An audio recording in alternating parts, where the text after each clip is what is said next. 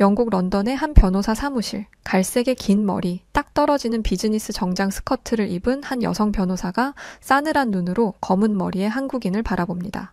그 한국인 남자 역시 변호사이지만 이 영국인 여성 변호사는 그를 전혀 신뢰하지 않는 것 같네요. 협력을 하기 위해 모인 두 사람. 하지만 이 영국 여성은 남자에게 영어라도 잘 할 수 있느냐고 묻기까지 하는데요. 팽팽한 긴장감이 감도는 회의실 안. 과연 이 남자는 어떻게 이 상황을 타파했을까요? 오늘은 한국인 남성을 무시하다가 어느새 그와의 성공적인 협업은 물론 그 한국 남자를 존경하기까지 해버리게 된 한 영국인 여성 변호사분의 사연입니다. 시작해볼게요. 안녕하세요, 여러분. 저는 런던에서 태어나고 자란 제니퍼라고 합니다. 오늘은 제가 한국에 대해 가졌던 편견과 그로 인해 겪었던 일을 이야기해보려고 해요. 저는 런던의 한 대형 로펌에서 일하고 있는 변호사입니다.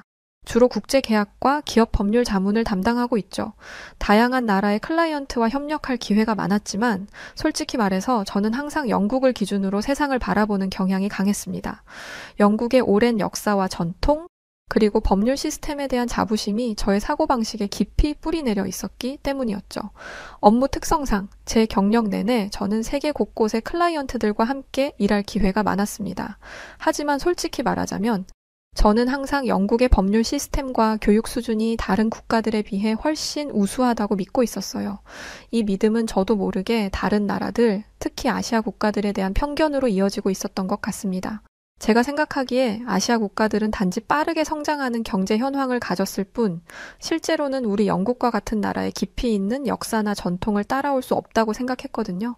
그러던 어느 날 회사에서 한국의 대기업과 영국의 한 회사가 합작 계약을 맺게 되면서 그 프로젝트의 책임자로 제가 배정되는 일이 생겼습니다.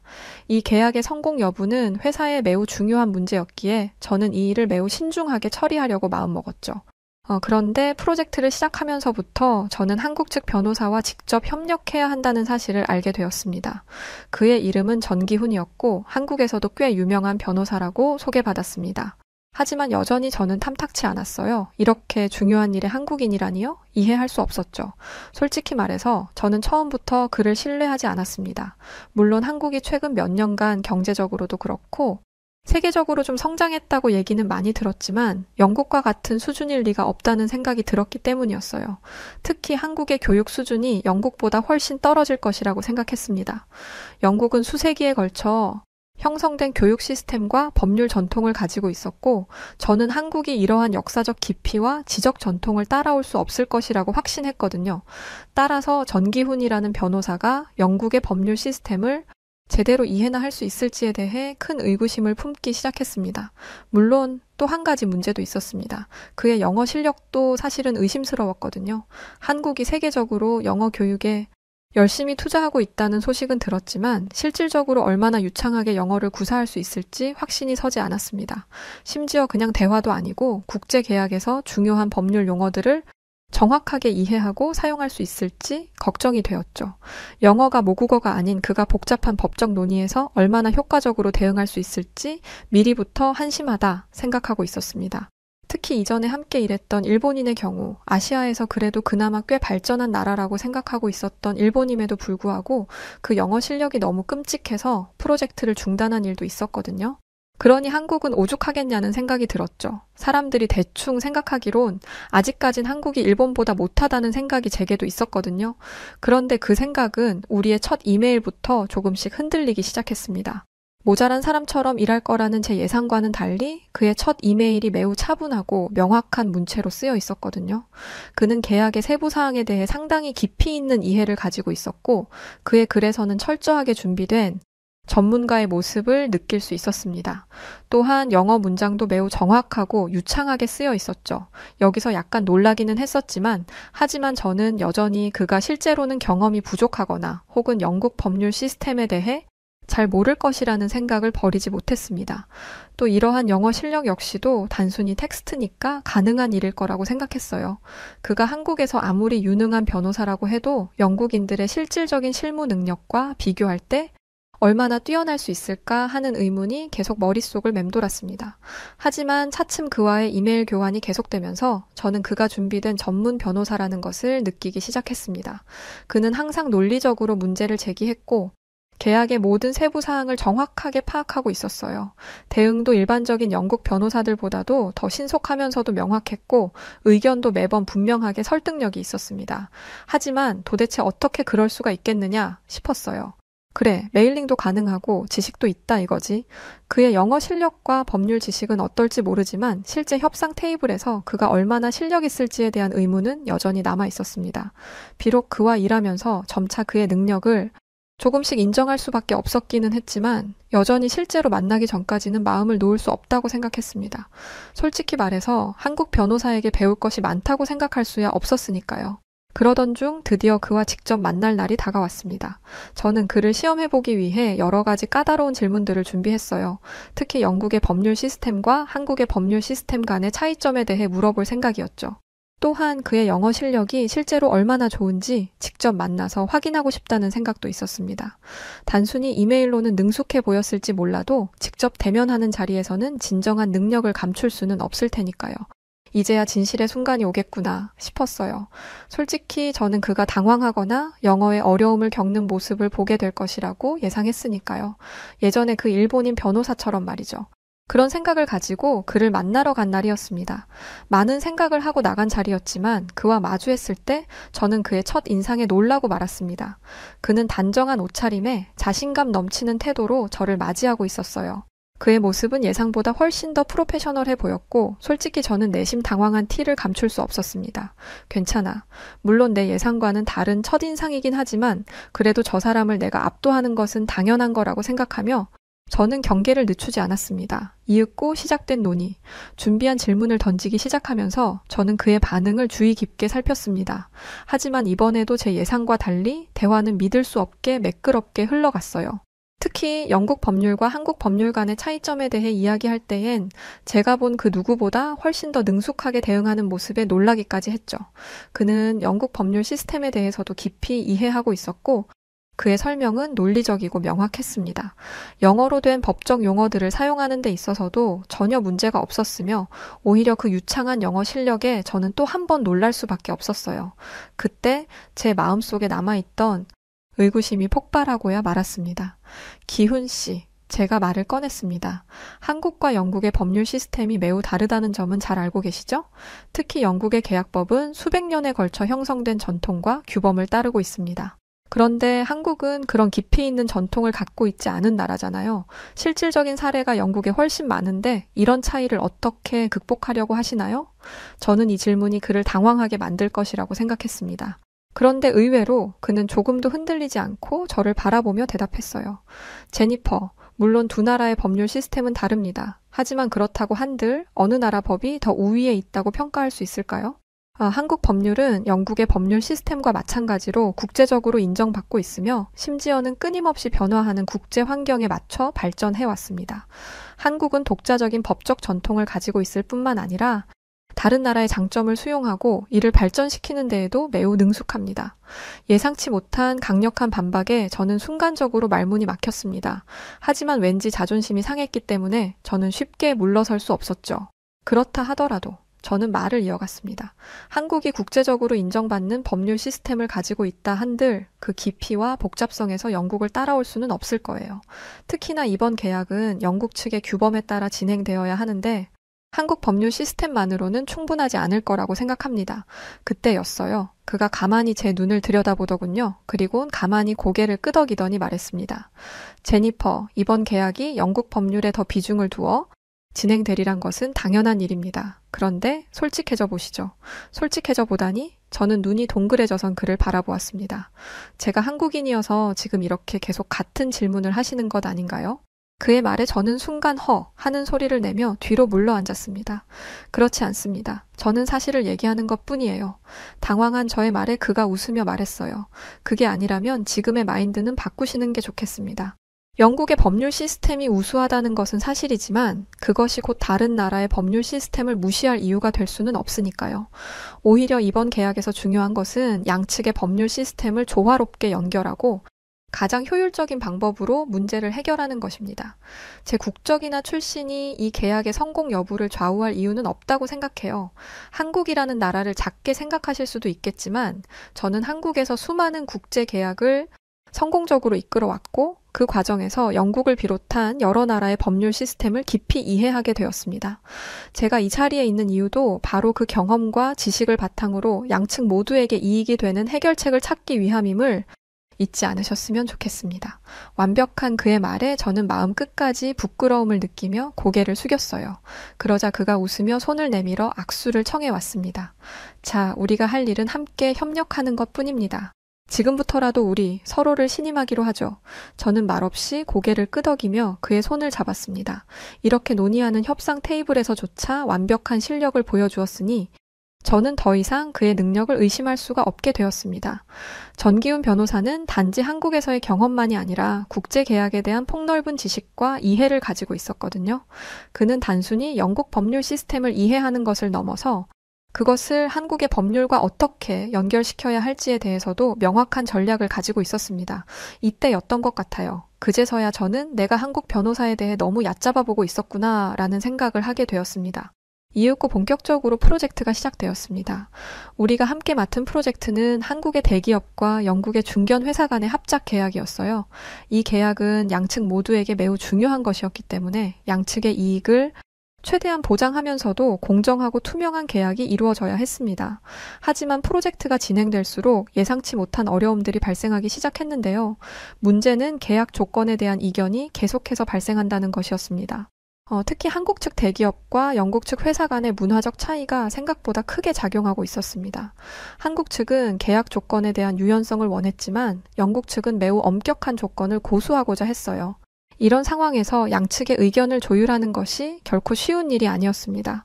처음에 저는 이 문제를 해결하기 위해 양측 의뢰자와 직접 소통을 시도했습니다. 그러나 상황은 생각보다 더 복잡했어요. 한국 측 의뢰자는 매우 신중한 태도로 계약 조건에 대해 지속적으로 수정을 요구했지만 영국 측은 이미 확정된 조건이라며 완고한 태도로 협상을 진행하려고 했죠. 제가 중간에서 이견을 조율하려고 했지만 그 의뢰자들의 요구와 기대가 계속해서 엇갈리면서 협상이 더딜 수밖에 없었습니다. 계약이 지연되면서 양측의 불만도 커졌고 저는 이 상황을 어떻게 해결해야 할지 고민이 깊어졌습니다. 이 문제를 해결하지 못한다면 계약 자체가 성사되지 않을 위험도 있었기 때문에 저는 큰 압박감을 느끼고 있었어요. 그때 전기훈 변호사가 나섰습니다. 그는 상황을 파악한 후 의뢰자들과의 소통을 직접 맡겠다고 제안해왔어요. 처음에는 조금 의아했습니다. 굳이 왜 나서지? 싶기도 했고요. 사실상 영국 측에서 고집불통으로 나오고 있었기 때문에 굳이 따지자면 영국 측 회사의 입장에 더 가까운 저와 저희 영국 변호사팀이 해결해야 할 책임이 더 컸거든요. 그런데 굳이 앞장서서 일을 해결하겠다고 나선다니 이해가 가지 않았어요. 왜 그러냐고 묻자 그가 미소를 지으며 말하더군요. 한국인은 원래 이렇게 지지부진한 걸 못 참는다나? 하지만 저는 그가 성공하리라 생각하지 않았습니다.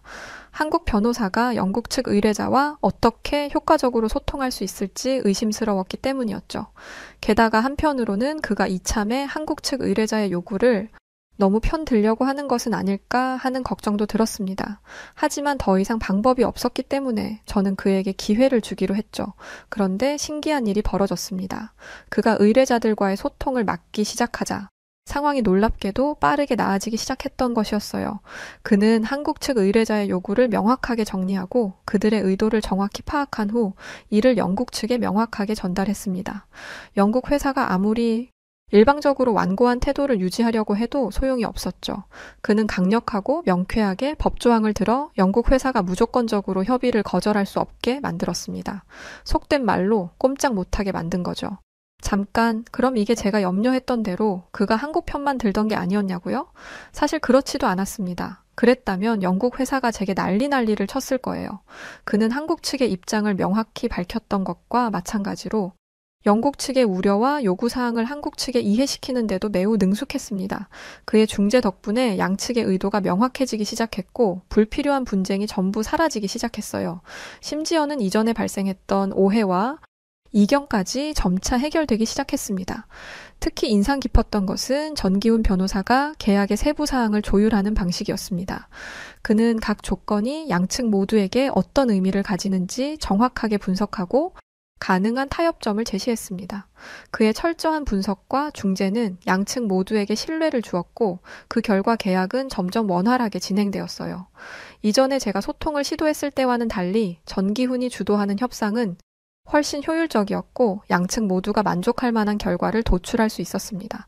여기에 대해서 비결을 묻자 그가 그러더군요. 원래 한국에선 양쪽 말을 들어봐야 된다는 말이 있다고요. 하지만 모든 것이 순조롭게 진행되는 것만은 아니었습니다.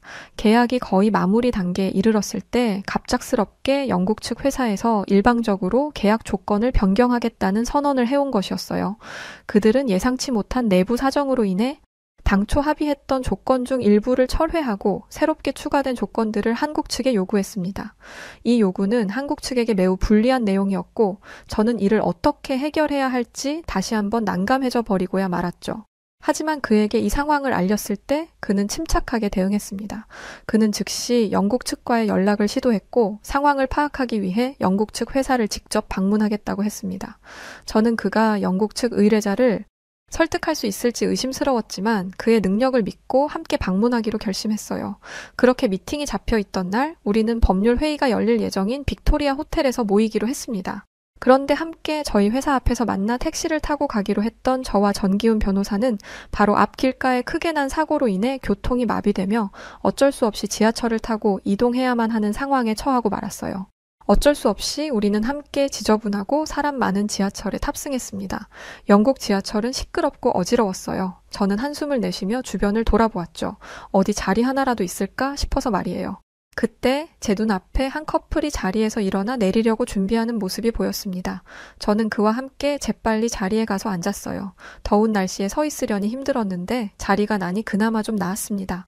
그런데 그때였어요. 그가 갑자기 벌떡 자리에서 일어나는 게 아니겠어요? 저는 놀라서 여기 아니에요 라고 외쳤지만 그의 시선이 향한 곳은 저 멀리 허공이었습니다. 아니, 정확하게는 한 할머니를 향해 있었어요. 그는 자리에서 일어나더니 사람들 사이로 비집고 들어가 그 할머니를 데리고 자리로 돌아왔습니다. 그리곤 할머니를 자리에 앉혀드렸죠. 저는 그에게 굳이 왜 그렇게까지 해서 자리를 양보하느냐고 물었습니다. 바로 앞에 계시던 것도 아니었고 우리도 곧 회의가 있어 무거운 서류들까지 왕창 들고 있었으니까 말이에요. 그런데 그가 말하더군요. 이건 그냥 한국인의 본능 같은 거라고요. 본능이라고? 이렇게 고생하는 게 본능이라고? 이해하지 못하는 표정의 저를 보며 그는 말했습니다.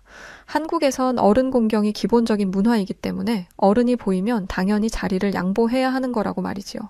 어차피 내 다리는 튼튼하고 이 할머님의 다리는 바스라질 것처럼 연약해 보이지 않냐면서 말이죠. 하긴 그러고 보니 할머님이 당장이라도 쓰러질 듯 힘들어 보이는 것이 느껴졌습니다. 그런 줄도 모르고 뭐하러 자리를 양보하냐며 볼멘 소리를 했으니 저는 아직 덜 컸다 싶었지요. 저는 그런 그를 보며 한국의 예절과 문화가 참 아름답다는 생각을 했습니다. 이윽고 도착한 호텔. 저는 로비에서 참여자 등록을 하고 있었고 그는 잠시 화장실에 다녀오겠다며 자리를 비웠어요. 로비에 서서 잠시 서류를 보고 있는데 그가 화장실에서 나와 호텔 로비로 들어서는 모습이 보였죠.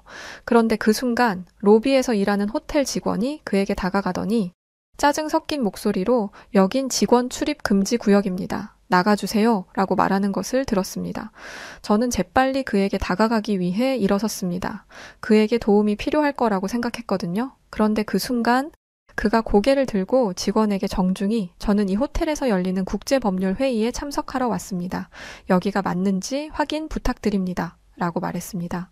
당황하지도 않은 차분한 목소리였죠. 직원의 표정이 굳어지더군요. 그는 여전히 의심스러운 눈초리로 그를 쳐다보며 회의 참석자라고요? 당신이? 이름이 뭐죠? 라며 불쾌한 어투로 물었습니다. 전기훈 변호사는 침착하게 자신의 이름을 말했습니다. 하지만 직원은 여전히 그의 말을 믿지 않는 듯 했어요. 그리고는 서류를 대충 훑어보더니 여기 이름이 없는데요. 당신 잘못 온 것 아닙니까? 라며 그를 몰아쓰기 시작했습니다. 그런데 그때 저는 전기훈 변호사의 얼굴에 미묘한 미소가 떠오르는 것을 보았습니다.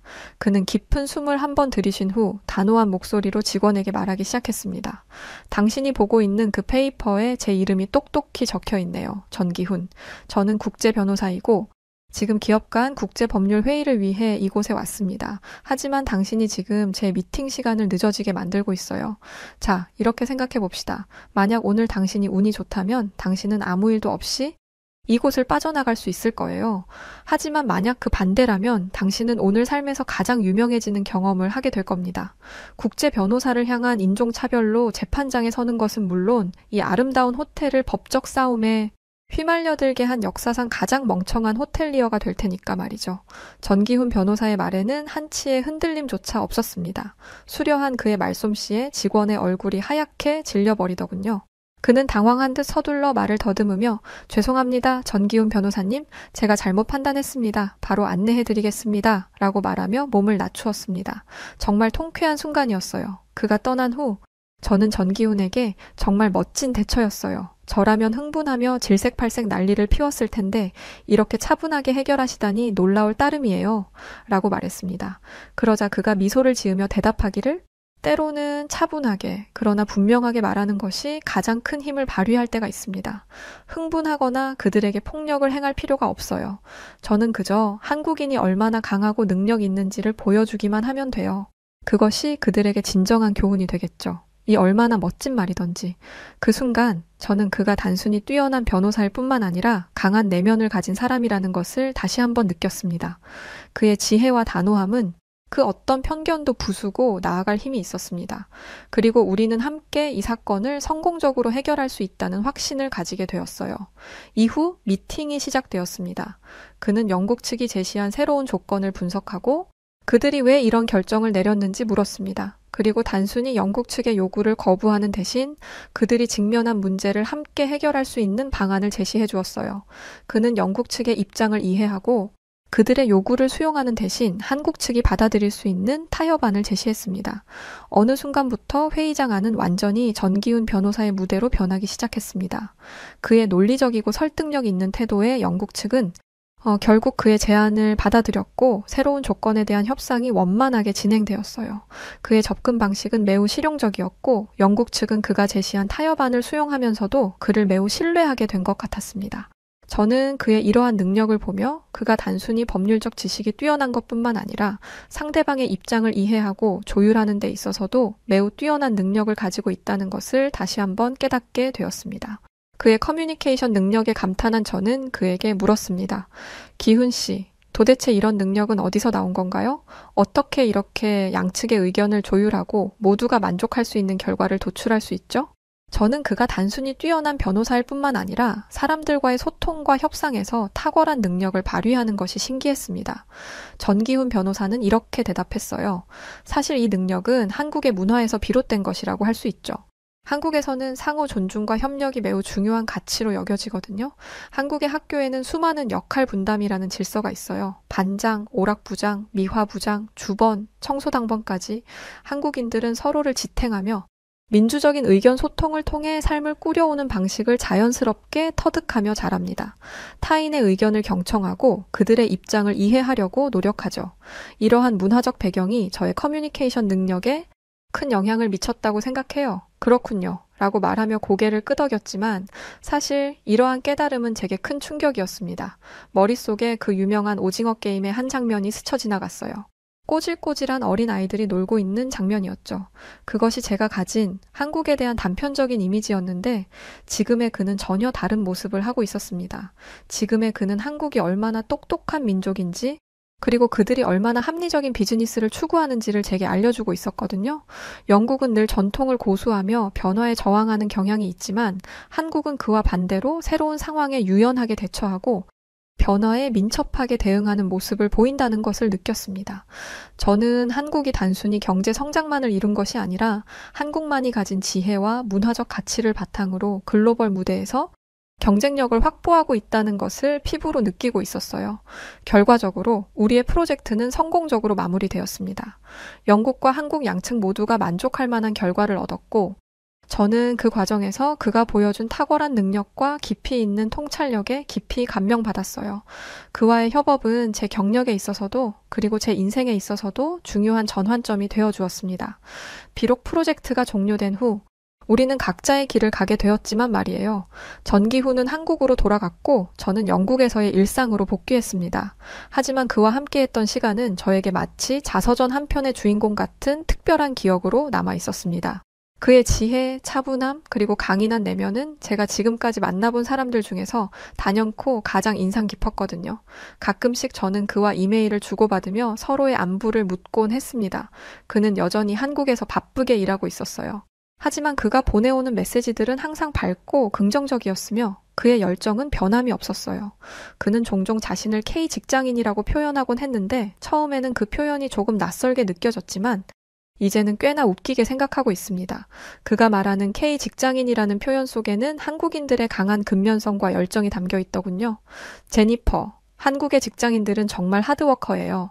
아침 일찍부터 밤늦게까지 우리는 끊임없이 노력하고 항상 최선을 다한답니다. 이것이 바로 한국의 직장 문화예요. 영국에선 이런 문화를 생각도 할 수 없겠죠. 때로는 힘들기도 하지만 그만큼 보람도 크답니다. 근데 사실 지금도 퇴근하고 싶어요. 그의 메시지를 읽을 때마다 저는 사실 그가 얼마나 한국의 직장 문화를 자랑스럽게 생각하는지, 그리고 그 속에서 자신이 얼마나 충실하게 일하고 있는지를 느낄 수 있었습니다. 전기훈 변호사는 단순히 성공한 변호사가 아니라 자신의 뿌리와 문화를 깊이 이해하고 그것을 자랑스럽게 여기는 사람이었습니다. 그의 이런 모습이 제가 그를 더욱 존경하게 만드는 이유였죠. 저는 그와의 협업을 통해 단순히 법률적 지식만이 아니라 다양한 문화적 배경에서 비롯된 가치를 배울 수 있었어요. 그리고 무엇보다도 한국이라는 나라에 대해 가지고 있던 편견을 깨뜨리고 새로운 시각으로 세상을 바라보게 되었지요. 전기훈 변호사는 제게 있어서 단순히 한 프로젝트의 파트너가 아니었습니다. 그는 저의 사고방식을 변화시킨 사람, 그리고 제가 앞으로도 계속해서 기억하게 될 인물이고, 왠지 변호사로서의 업무적 상황을 떠나 한 남성으로서 한 여자를 대하는 전기훈이라는 남성에 대한 궁금증에 가득 차 있지요. 물론 고백 같은 걸 한 적은 없습니다. 먼 거리이고 괜히 제 존재가 부담이 되고 싶진 않았으니까요. 하지만 저도 인간으로서, 한 여자로서 전기훈 씨만 생각하면 그냥 보고 싶다는 마음이 크게 들어요. 저의 사연이 그에게 전달될지 모르지만 이렇게나마 마음을 조금 담아 보내봅니다. 기훈 씨 덕에 한국인들을 다시 보게 되었어요. 늘 총명하고 지혜로운 한국인 분들 모두를 존경합니다. 그리고 지난날 무지했던 것도 반성합니다. 감사합니다. 한 중국 여자가 한국 남자와 결혼한다는 여동생에게 독서를 쏟아내고 있습니다. 그녀는 평소 한국이 작고 못 사는 나라라며 무시해왔는데요. 그랬던 그녀가 최근 한국에서 충격적인 경험을 한 뒤 세상이 180도 뒤집히는 느낌을 받고 제대로 주제 파악을 했다고 합니다. 대체 그녀에게 무슨 일이 있었던 걸까요? 안녕하세요. 저는 30대 중국인 소링닝이라고 합니다. 제가 살고 있는 곳은 중국의 중남부에 위치한 쓰촨성이에요. 아름다운 자연 경관과 유구한 역사를 자랑하는 쓰촨성은 전 세계적으로 유명한 관광지로 해마다 엄청난 수의 관광객들이 찾는 곳이죠. 저는 어렸을 때부터 수많은 외국인들이 이곳에 와 감탄하는 모습을 보며 자랐고, 그럴 때마다 저는 역시 우리 중국은 전 세계의 중심이자 모두가 우러러보는 대국이구나, 이런 생각을 하며 제가 중국인이라는 것에 엄청난 자부심을 느꼈답니다. 사실 저는 30살이 넘도록 중국 밖을 벗어나 본 적이 없었지만 저는 거기에 아무런 불만이 없었어요. 세계 최고의 강대국 국민으로 태어나 다른 나라 사람들보다 우월하게 사는 저는 축복받은 인생이라고 생각했으니까요. 저는 쓰촨성에서 남편과 함께 만두 가게를 운영하며 사는 것이 정말 너무나 행복했답니다. 그런데 늦둥이로 태어난 제 여동생은 저와 성향이 많이 달랐어요. 어릴 때부터 호기심도 많고 공부도 잘했던 동생은 고향을 떠나 베이징에 있는 대학에 진학했죠. 예쁘고 똑똑한 동생은 저희 집안의 자랑거리이기도 했답니다. 그런데 동생은 졸업과 동시에 갑작스러운 결혼을 선언하며 저희 가족의 뒤통수를 쳐버렸죠. 게다가 그 상대가 중국 남자도 아닌 한국 남자라는 것이 아니겠어요? 대체 어떻게 된 것인지 자초지종을 들어보니 베이징 대학교의 박사과정을 밟으러 온 한국 남자와 동생이 그만 눈이 맞아버린 거였어요. 그런데 충격은 여기서 끝이 아니었습니다. 글쎄, 동생이 결혼을 한 뒤 남편을 따라 한국에 가서 살겠다지 뭐예요. 저는 경악을 금치 못했답니다. 아니, 세계 최고의 강대국인 우리나라 중국을 두고 그 코딱지만큼 작은 나라에 가서 살겠다니요? 전 세계가 알아주는 중국을 버리고 한국 같은 후진국에 가는 건 정신 나간 짓이야. 한국은 가난하고 못 사는 나라잖아. 거기 가면 너도 거지처럼 살아야 할걸? 저는 그동안 제가 보고 들어온 정보들을 바탕으로 한국을 비난하며 동생을 말렸어요. 하지만 사랑에 눈이 멀어버린 것인지 동생은 끝내 고집을 꺾지 않았죠. 동생이 그렇게 나오자 부모님은 어쩔 수 없이 결혼을 허락하셨고 결국 동생은 그 끔찍한 결혼을 하고 말았어요. 저는 신세를 망치게 된 동생이 너무나 안타깝고 불쌍하여 동생의 결혼식장에서 펑펑 울고 말았답니다. 베이징 대학교까지 나온 동생이 겨우 한국이라는 가난한 후진국에서 살게 된 것이 저는 너무 분했어요. 동생은 그런 제 마음을 외면한 채 얼마 뒤 남편과 함께 한국으로 떠났습니다. 그날 이후 저는 매일 밤마다 거렁뱅이 같은 한국 사람들에게 동생이 시달리는 악몽을 꾸며 잠조차 제대로 잘 수 없었답니다. 그럴 때마다 저는 같은 동네에 사는 여자친구들에게 전화를 걸어 푸념을 늘어놓았어요. 후진국 한국은 우리 중국과 모든 것에서 차이가 날 텐데 동생이 어떻게 지낼지 너무 걱정된다고 말이죠. 그럴 때마다 제 친구들은 1등 국가 중국에서만 살았던 동생이 한국 같은 후진국에서 오래 버티지 못할 거라며 결국 얼마 못 가 중국으로 돌아오게 될 테니 걱정 말고 기다리라고 했죠. 제가 중국 친구들과 이런 대화를 했다는 것을 지금 돌이켜 다시 생각해보면 정말 부끄럽기 짝이 없어요. 물론 지금은 알죠. 시골에 사는 촌뜨기들이 정말이지 뭣도 모르고 떠들어댔구나 라는 것을 말이죠. 하지만 당시에 저는 중국은 전 세계에서 손꼽히는 선진국이고 한국은 저 끄트머리 어딘가에 있는 볼품없는 나라라고 굳게 믿고 있었어요. 아니, 더 솔직하게 말하자면 제게 있어 한국이란 평생 나와 엮일 일 없는 천박하고 열등한 후진국에 불과했죠. 그러던 제가 어떻게 그런 편협한 생각에서 벗어날 수 있었냐고요. 그건 바로 제게 일어난 어떤 충격적인 사건 때문이었답니다. 동생이 한국으로 떠난 뒤 2년쯤 된 어느 날이었어요. 동생의 출산이 임박했다는 소식이 들려왔고 저는 고민 끝에 가족 대표로 한국에 다녀오기로 했어요. 사실 동생이 한국 남자와 기울어도 한참 기울어지는 결혼을 한 뒤 저희 가족은 동생과 연을 끊다시피 하며 지내고 있었거든요. 부모님은 여전히 가족과 나라를 등지고 후진국으로 떠난 동생을 괘씸하게 여기고 계셨고 결국 저만 한국에 잠깐 다녀오기로 했답니다. 한국행을 준비하며 저희 가족은 별의별 호들갑을 다 떨었어요. 먼저 부모님은 저를 병원에 보내셨는데 그 이유는 한국은 후진국이라 위생이 좋지 않을 것이라 생각했기 때문이었어요. 저는 각종 예방주사를 맞으며 고작 그런 작고 더러운 나라 때문에 나 같은 대국의 국민이 이게 대체 무슨 고생인가 라는 생각에 한숨이 절로 나왔죠. 다음으로 저는 한국에 있는 동안 묵을 호텔을 예약했답니다. 들어보니 동생은 무슨 아파트에서 살고 있다던데 저는 그런 시끄럽고 냄새나는 닭장 같은 곳에서 단 하루라도 지내고 싶지 않았거든요. 그리고 마침내 한국으로 떠나던 날 저는 평소 착용하고 다니던 귀금속을 모조리 다 빼서 화장대 서랍에 넣어두었답니다. 한국에는 그 어떤 비싼 보석도 착용하고 가지 않을 생각이었으니까요. 안 봐도 뻔하잖아요? 한국같이 가난한 나라의 사람들은 금부치를 보면 눈이 돌아가 당장 훔치려들 것이고 저는 한국의 거렁뱅이들에게 제 보석을 빼앗길 생각이 전혀 없었으니까요. 그렇게 만반의 준비를 마치고 나서야 저는 한국으로 향하기 시작했답니다. 공항으로 가는 택시 안에서 한숨을 푹푹 내쉬고 있자 택시 기사가 왜 그렇게 한숨을 쉬냐고 묻더군요. 저는 동생 때문에 한국에 가는 길이라고 답했죠. 그러자 택시 기사는 이렇게 말했어요. 한국이요? 거기 옛날에 우리 중국이 지배하다시피 한 나라 아닌가요? 아니 그런 후진국에는 왜 가세요? 저는 택시기사의 말에 공감하며 제 여동생이 하필이면 한국 남자와 결혼을 해서 지금 한국에 살고 있다며 푸념을 늘어놓기 시작했어요. 그러자 택시기사는 깜짝 놀라며 대체 중국 여자가 뭐가 아쉬워서 한국 남자와 결혼을 했냐며 이해하지 못하겠다는 반응을 보였죠. 그렇게 짧은 대화를 뒤로 하고 저는 후진국에 가야 한다는 짜증 반, 동생이 걱정되는 마음 반을 가지고 한국행 비행기에 몸을 실었지만 저는 비행기 안에서도 한숨이 절로 나왔습니다. 찢어지게 가난한 후진국, 한국에서 앞으로 얼마나 끔찍한 경험들을 하게 될까 생각하면 그럴 수밖에 없었답니다. 그런데 그런 제 걱정과 우려는 한국 땅을 밟는 바로 그 순간부터 씻은 듯이 사라져버렸고 그날 받은 충격은 아직도 제 뇌리에 깊게 각인되어 있답니다.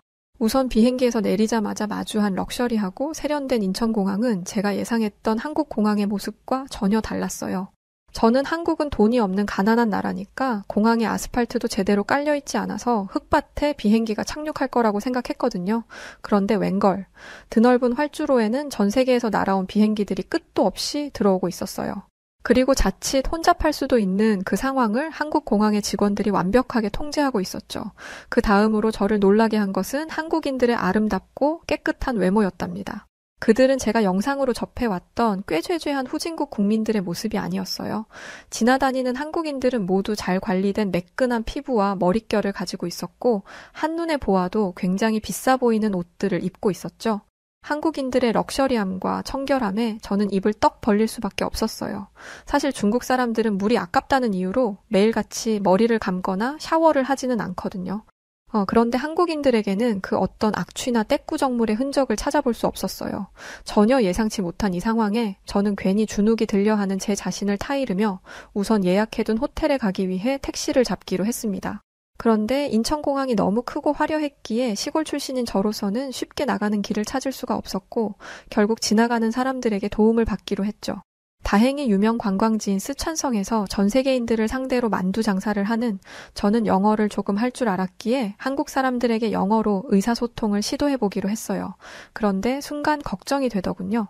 과연 이런 후진국 사람들이 영어를 알아들을까? 이렇게 가난한 나라 사람들이 영어 교육을 제대로 받았을 것 같지는 않은데 제가 그렇게 생각했던 이유는 여태까지 제가 배우고 알아온 한국은 다 쓰러져가는 판잣집에 사는 사람들이 대부분의 교육 수준도 중국에 비해 현저히 떨어지는 나라였기 때문이었어요. 그래서 저는 별다른 기대는 하지 않은 채 마침 제 옆을 지나가는 젊은 남자에게 영어로 말을 걸어 택시 정류장이 어디 있는지 물었어요. 그런데 세상에 그 남자가 너무나 유창하게 영어로 대답하는 게 아니겠어요? 거기에 더해 그는 아주 친절하게 저를 택시 정류장까지 데려다 주기도 했어요. 함께 택시 정류장으로 향하며 저는 그 남자에게 어떻게 이렇게 영어를 잘하는지 물었죠. 그러자 그 남자는 멋쩍은 듯이 웃으며 자기 정도는 한국에서 평균 수준에 불과하다는 거예요. 이 정도로 영어에 능통한 사람이 평균 수준에 불과하다니 저는 당연히 이 남자가 거짓말을 하고 있다고 생각했어요. 저같이 잘 사는 중국인에게 꿀리고 싶지 않은 마음에 괜히 허세를 부리는 것이라고 믿었죠. 하지만 그건 저의 착각이었어요. 공항에서 저를 도와준 남자에 이어 한국의 택시기사도 저와 영어로 원활한 의사소통이 가능한 게 아니겠어요?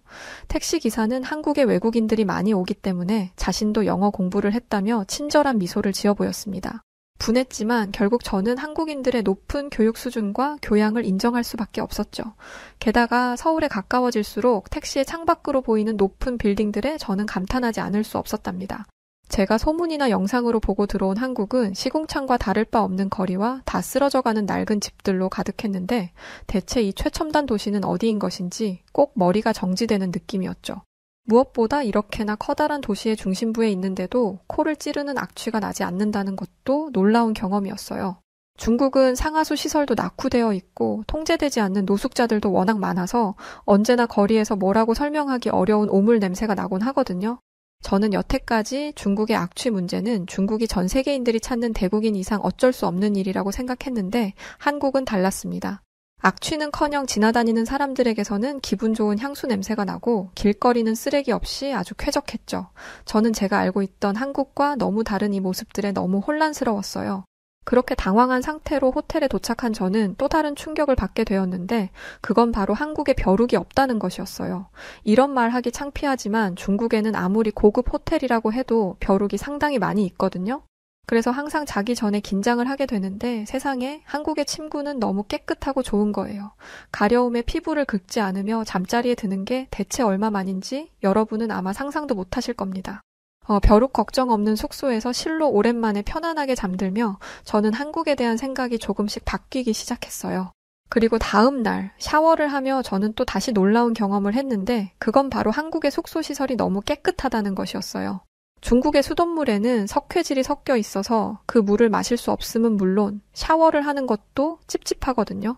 그런데 한국의 수돗물은 눈으로 보기에도 굉장히 맑았고 석회질 특유의 냄새도 나지 않았어요. 설마 한국 사람들은 매일같이 이런 깨끗한 물을 이용하며 사는 건가? 그런 생각이 들자 한국이 미칠 듯이 부러워지더군요. 게다가 화장실도 방도 어디 하나 흠잡을 곳 없이 너무 청결했어요. 무엇보다 벽지가 너무 깨끗해서 저는 제 방을 청소하러 들어온 메이드에게 혹시 이 호텔 어제 도배를 새로 한 것인지 물어보았죠. 그러자 메이드가 친절하게 웃으며 도배를 한 지는 1년이 넘었다고 답하지 뭐예요. 1년이 넘은 벽지인데도 이렇게 깨끗하다니 그게 가능한 일인가? 저는 누가 제 머리를 한 대 때리기라도 한 듯 충격에 얼어붙어 버렸어요. 사실 중국에서는 사람들이 귀에서 나온 귓밥이나 침, 그리고 가래 같은 사람 몸에서 나오는 이물질들을 벽지에 대충 쓱 닦는 일이 많이 있거든요. 그래서 벽지에는 얼룩이 남기 마련이고요. 그런 걸 늘 보며 살아온 저는 당연히 한국의 벽지가 이렇게 깨끗한 걸 보고 이런 생각이 든 거예요. 결국 한국인들은 절대 그런 행동을 하지 않는다는 것이잖아요. 아니 어떻게 후진국 사람들이 중국보다 매너가 더 좋지? 저는 그렇게 의아해하며 동생이 살고 있다는 아파트로 향했습니다. 그러자 방금까지 제가 느꼈던 포근함과 부러움은 어느새 사라지고 다시 슬그머니 걱정이 되기 시작했죠. 드넓은 중국에 살던 동생이 과연 서울의 닭장 같은 아파트에서 잘 지내고 있으려나? 만약 동생이 허름하고 좁아터진 곳에 살고 있다면 저는 어떻게든 동생을 설득해서 동생을 데리고 중국으로 돌아갈 결심을 했어요. 잠시 후 택시가 동생의 아파트 단지에 도착하고 저는 불편한 마음으로 택시에서 내렸는데 이내 입을 떡 벌리고 말았죠. 한국의 아파트는 제 예상과 전혀 다른 모습을 하고 있었어요. 저는 동생이 사는 곳이 빈곤층이 다닥다닥 모여서 사는 허름한 건물일 거라고, 그래서 강도 문제도 자주 발생하고 소음과 위생 문제가 늘 있는, 사람이 살만한 곳은 절대 아니라고 생각했어요. 그런데 한국의 아파트는 마치 왕족들이 사는 궁전처럼 크고 웅장한 위용을 자랑하더군요. 물론 중국에도 이런 럭셔리한 아파트가 있기는 하지만 그곳에는 정말 엄청난 부자들만 살 수 있거든요. 그런데 평범한 시민인 동생이 이런 곳에 거주하다니 저는 정말 이 상황이 믿기지 않아 한참을 멍하니 그 자리에 서 있었답니다. 그런데 자세히 살펴보니 한국의 아파트는 크기만 압도적인 것이 아니었어요. 이 아파트 단지를 구성하고 있는 시설물들 또한 대단히 훌륭하더군요. 우선 어린이들을 위한 안전하고 깨끗한 놀이터가 곳곳에 많이 있었고 주민들이 산책할 수 있도록 아름다운 정원과 분수대도 여기저기 많이 조성되어 있었어요.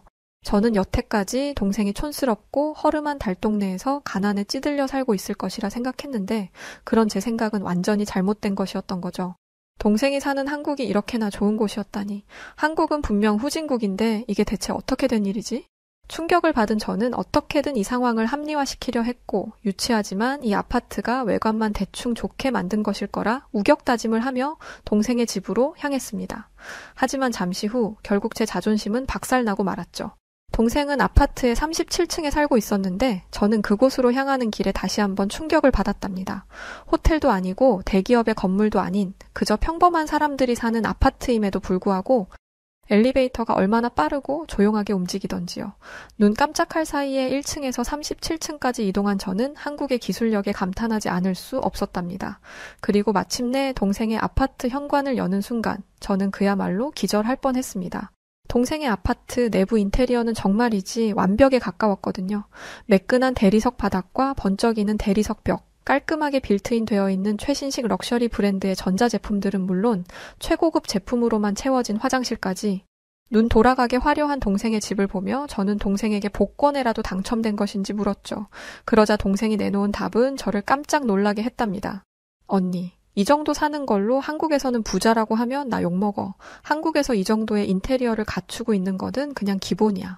여러분, 동생의 말에 제가 얼마나 깜짝 놀랐을지 한번 생각해 보세요.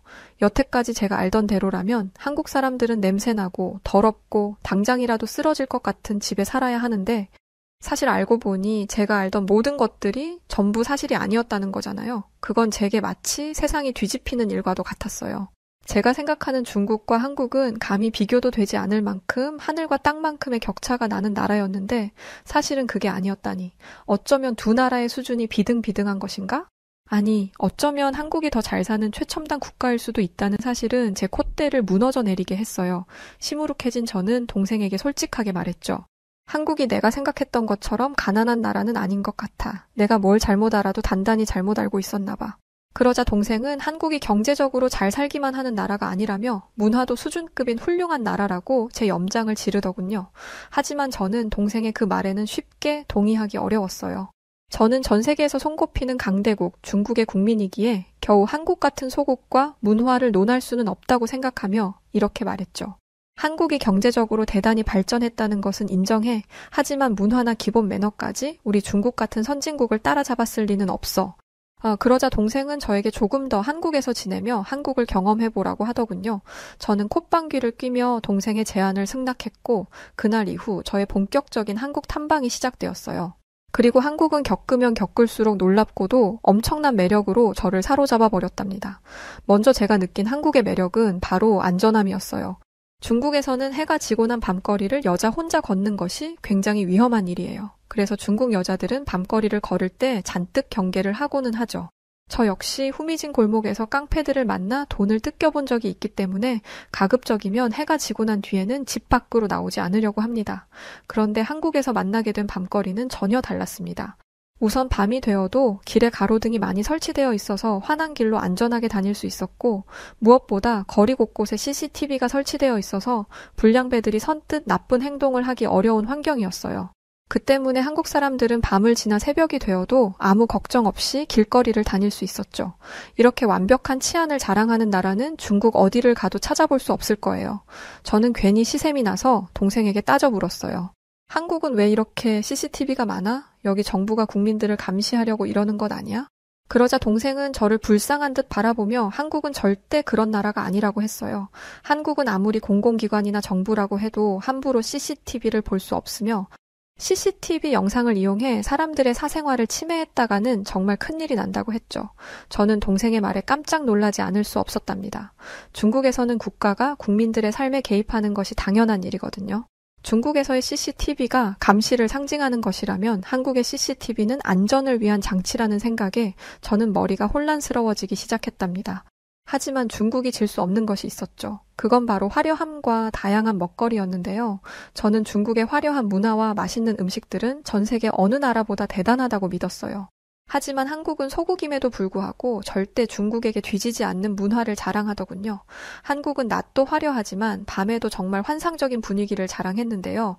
거리마다 24시간 운영되는 먹거리와 놀거리들이 가득했고 그 하나하나의 경험들은 다른 나라에서는 경험하지 못할 까무러치게 즐거운 것들이었답니다. 무엇보다 그런 경험들을 안전 걱정 없이 즐길 수 있다는 것은 정말 센세이션한 경험이었어요. 이쯤 되자 저는 과연 선진국은 중국인가 한국인가를 두고 고민하게 되었죠. 또한 한국 사람들은 외국의 이방인인 저에게 너무나 친절하고 상냥하게 대해주었어요. 어딜 가나 웃는 얼굴의 한국인들이 저를 반갑게 맞아주었고 그럴수록 저는 편견에 사로잡혀 한국을 더러운 후진국이라 오해한 제가 부끄러워 견딜 수 없었죠. 또 이렇게까지 세상과 현실에 무지했던 제 자신이 정말 실망스럽기도 했답니다. 유난히 즐거운 한국 관광을 마친 어느 날, 비로소 저는 한국에서 사는 것을 선택한 동생이 옳았음을 인정했어요. 그리고 제가 한국에 대해 너무나 크게 오해하고 있었던 것과 동생과 매제에게 무례한 언행을 했던 것에 대해 진심으로 사과했답니다. 정말 미안해. 난 정말 우물한 개구리처럼 중국이 세계 제일인 줄 알았는데 그건 정말 잘못된 거였어. 진심으로 반성할게. 한국은 정말 훌륭하고 멋진 나라야. 앞으로 태어날 조카와 내 소중한 동생이 살아갈 나라가 이렇게 대단한 나라라서 정말 기뻐. 그 말을 하던 순간 왜인지 모르게 눈물이 찔끔 나오더군요. 정부에 의해 통제된 정보 속에서 바보 같은 믿음을 가지고 살아온 제 자신이 한심하기도 하고 불쌍하기도 해서 말이죠. 그러자 동생과 매제는 제 손을 잡아주며 앞으로 중국에 돌아가면 한국이 얼마나 좋은 나라인지 다른 사람들에게도 잘 이야기해달라고 했어요. 그때 제 머리에는 아직도 한국이 후진국이라고 오해하고 있을 중국의 지인들이 떠올랐고 그들의 오해를 풀어주고 한국에 대해 제대로 알리는 것이 어쩌면 제 역할일지도 모른다는 생각이 들었죠. 저는 눈물을 닦고 동생과 매제에게 약속했어요. 한국이 얼마나 대단한 강대국인지 중국 사람들에게 널리 알리겠다고 말이죠. 그리고 다음 날 저는 동생과 차를 마시러 카페에 갔어요. 이런 얘기, 저런 얘기를 하며 한창 이야기를 나누던 중 저는 갑자기 화장실에 가고 싶어졌죠. 그래서 저는 급히 카페 테이블 위에 올려둔 제 소지품들을 챙기기 시작했어요. 중국에서는 물건만 두고 자리를 비우면 소매치기범들이 잽싸게 그 물건들을 훔쳐가기 때문에 자리를 이동할 때면 꼭 소지품을 모두 챙겨야 했거든요. 당연히 한국에서도 물건들을 다 챙겨서 화장실에 가려고 했는데 동생이 저를 말리더군요. 한국에서는 자리에 물건을 다 두고 화장실에 다녀와도 된다면서 말이죠. 저는 어이없어 하며 말도 안 되는 소리 하지 말라고 했어요. 제 상식선에서는 물건 주인이 자리를 비우면 다른 사람들이 그 물건을 훔쳐가는 것이 당연한 일이었으니까요. 하지만 동생은 정말이라며 한국 사람들은 남의 물건에 절대 함부로 손대지 않는다고 했죠. 게다가 한국 사람들에게는 그것이 법이나 규칙이 아니라 그저 너무나 당연한 일이라고 재차 강조하더군요. 저는 믿을 수가 없었습니다. 경찰이 지키고 있는 것도 아닌데 주인 없는 고가의 물건을 훔쳐가지 않는다니요? 그건 선진국이라 자부하는 우리 중국에서도 불가능한 일인데 말이죠. 아니, 전 세계 어디를 가도 마찬가지일 겁니다. 충격에 빠져있던 저는 문득 한국에 오기 전에 했던 제 행동 하나가 떠올랐어요. 한국 사람들을 거렁뱅이 취급하며 귀금속을 다 빼놓고 온 바로 그 일 말이죠. 순간 저는 참을 수 없는 부끄러움에 고개를 숙여야 했답니다. 한국 사람들의 훌륭한 국민성 앞에서 저는 제 자신이 너무 천박하게 느껴졌어요. 동시에 중국과 판이하게 다른 한국의 이런 분위기가 부럽기도 했답니다. 그런데 그 순간 동생에게 갑작스러운 진통이 찾아왔어요. 동생은 당장이라도 기절할 듯 비명을 지르며 바닥에 쓰러졌고 저는 너무 놀라 어찌할 바를 모르고 동동거리며 도와달라고 소리를 칠 수밖에 없었죠. 하지만 그런 순간에도 저는 다른 사람들에게 도움을 받을 수 있을 것이라 기대하지 못했어요. 낯선 중국인의 외침에 선뜻 누가 나서줄 것이라 생각하지 못했거든요. 그런데 한국인들은 제 예상을 완전히 뒤집어 버렸어요. 저와 동생의 근처에 있던 사람들은 누가 먼저라고 할 것도 없이 저희에게 다가와 주었답니다. 완벽한 타인인 그들은 진심으로 저희를 걱정하며 서둘러 구급차를 불러주었고 심지어 어떤 여자분은 동생이 맨바닥에 눕지 않도록 자신의 외투를 벗어주기도 했어요. 그러면서 불안해하는 저희 자매를 위해 따뜻하게 손을 잡아주었어요. 그때 제가 얼마나 감동했던지요.